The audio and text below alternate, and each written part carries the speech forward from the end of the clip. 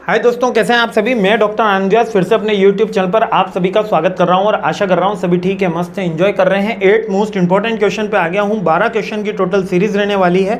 अभी तक अपन ने सेल्स की बात करी है, जो इसका आगे का पार्ट है वो कंप्लीट करा है। अब रिटेल मैनेजमेंट के क्वेश्चंस इसके अंदर इंक्लूड होने वाले हैं। तो रिटेल में सबसे पहला क्वेश्चन हमारे सामने आता है, वो मोस्ट इंपॉर्टेंट क्वेश्चन है और बार बार पूछा गया क्वेश्चन है कि कौन से फैक्टर्स हैं जो रिटेलिंग को इंपैक्ट करते हैं। यानी कि खुदरा व्यापार जो होता है, जहां पे डायरेक्टली अपन को किससे मीट करना होता है, कस्टमर से। जरा एक सेकेंड में इसको समझ लो। यहाँ पे मैन्युफैक्चरर भैया आते हैं, यहाँ पे होलसेलर भैया आते हैं और यहाँ पर उसके बहुत सारे रिटेलर हमको मिलते हैं। तो ये जब रिटेलर होता है, इसका इंटरेक्शन किससे होता है, इसका इंटरेक्शन होता है कस्टमर से। और यहाँ पर रिटेल को ही यहाँ पे रिटेलिंग बोला है, इसकी प्रोसेस है। यहाँ पर आपने आउटलेट खोल दिया और यहाँ पे रिटेल का यानी खुदरा व्यापार हो रहा है। अब ये इसको कौन कौन से फैक्टर्स इन्फ्लुएंस करते हैं, यानी कि रिटेलिंग को कौन कौन से फैक्टर्स इन्फ्लुएंस करते हैं। ये सबसे पहला कंज्यूमर का ट्रेंड, कंज्यूमर के क्या अभी चलन में, जैसे दिवाली होली आ रही है तो वो वाले प्रोडक्ट ज़्यादा बिकेंगे, दिवाली पे दिवाली के प्रोडक्ट ज़्यादा बिकेंगे, ईद पे ईद के ज़्यादा बिकेंगे, होली पे होली के ज़्यादा बिकेंगे। इकोनॉमिक कंडीशन यानी कि मार्केट की इकोनॉमिक कंडीशन, अभी मार्केट बूम पे है तो ज़्यादा सेल होगी, है ना। सैलरी जब जल्दी आने वाली होती है, जैसे फर्स्ट जो 10 डेज होते हैं 1 से लेकर 10 तारीख में, उसमें सेल ज़्यादा होती है, फिर थोड़ा धीरे धीरे सेल कम हो जाती है। टेक्नोलॉजिकल एडवांसमेंट भी इसके अंदर एक अपनी इंपॉर्टेंस रखता है।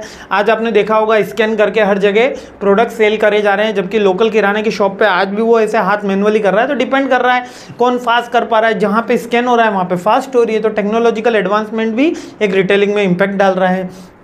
कंपटीशन कितना है, आपने देखेगा कि एक किराने की 2, 4, 5, 7 जहाँ किराने की दुकानें होंगी वहाँ 5-7 एक लाइन से होगी, तो वो कंपटीशन भी क्यों, मार्केट रेट भी रहेगा वहाँ पे कंज्यूमर के लिए ऑफर्स भी रहेंगे। तो कंपटीशन भी एक रिटेलिंग को इम्पैक्ट करने वाला फैक्टर है। अब ये रिटेलिंग को इम्पैक्ट का मतलब क्या है, यहाँ पर क्वेश्चन को थोड़ा सा समझ लो। रिटेलिंग को इम्पैक्ट का मतलब है कि कौन से ऑफर्स वो दे रहा है रिटेल, वो किस तरीके से डील कर रहा है, उसकी एडवर्टीजमेंट की क्या एक्टिविटी है, उसकी मार्केट को लेके क्या एक्टिविटी है, वो कौन सी प्लानिंग कर रहा है कस्टमर को अचीव करने के लिए और अपनी ग्रोथ को फिक्स करने के लिए। तो उसमें कॉम्पिटिटर इफेक्ट करेगा, टेक्नोलॉजी इफेक्ट करेगी, इकोनॉमिक कंडीशन इफेक्ट करेगी और कंज्यूमर का ट्रेंड भी इफेक्ट करेगा। इसके अलावा कौन से इफेक्ट करते हैं, डेमोग्राफिकल इशू। अगर डेमोग्राफिक यहाँ पे जिस रीजन में वो हो रहा है, जैसे इंडिया में हो रहा है तो अलग फंडे होंगे, अमेरिका में होगा तो अलग फंडे होंगे, इंडिया में भी यूपी में सेल होगी तो अलग होगा, राजस्थान में सेल होगी तो अलग होगा और गुजरात में सेल होगी तो अलग होगा, क्योंकि तीनों के रीजन अलग अलग है। तो तीनों की वहाँ पे कम्युनिटी अलग है, कम्युनिटी अलग होने के कारण वहाँ की प्रेफरेंसेस, चॉइस, टेस्ट डिफरेंट हो जाते हैं, इसलिए डेमोग्राफिकल इशू आते हैं।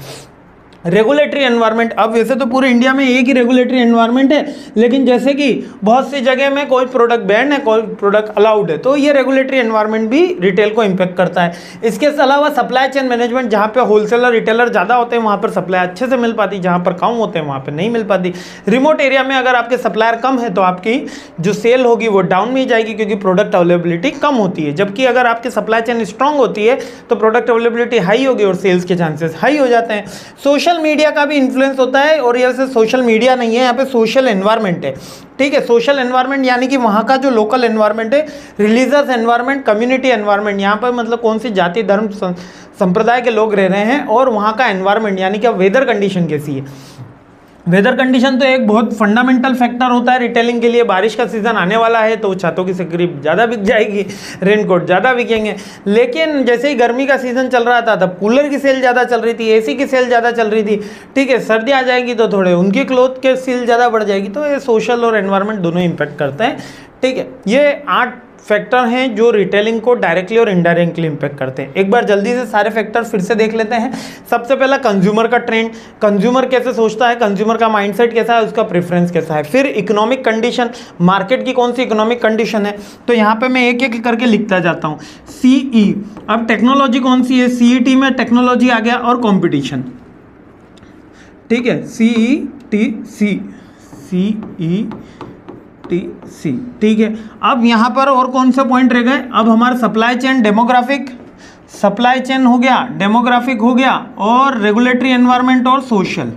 ठीक है, तो यहाँ पर supply chain, demographic, regulatory environment और सोशल, CETCSDRS।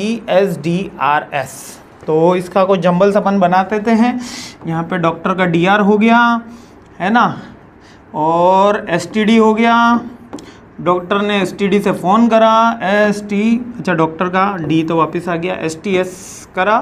ठीक है, बना लीजिएगा, अभी थोड़ा समय कम है मेरे पास, वरना क्रिएट करके दे देते। कोई भी एक होनहार छात्र कमेंट करके इसका थोड़ा सा जंबल बना के हमको बना देना, तो सबकी हेल्प हो जाएगी और मेरी भी हेल्प हो जाएगी, अगले साल बच्चों के काम आएगा। ठीक है, तो मस्त रहिए, मुस्कुराते रहिए, खुश रहिए, और जल्दी दूसरे वीडियो लेकर आ रहा हूँ।